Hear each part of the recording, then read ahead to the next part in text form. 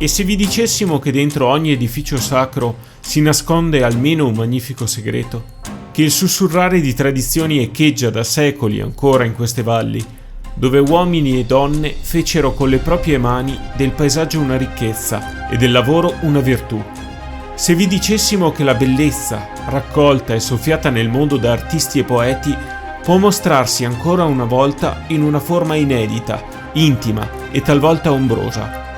Se incidessimo nel marmo che capita che la luce si trovi nei luoghi meno illuminati o che per vederla sia necessario aprire un vecchio portone di legno.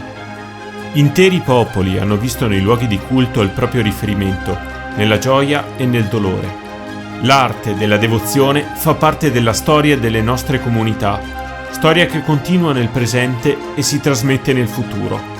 Intraprendi assieme a noi un viaggio nei principali luoghi del sacro in territorio UNESCO, laddove i valori cristiani del paesaggio trovano coraggio e ispirazione.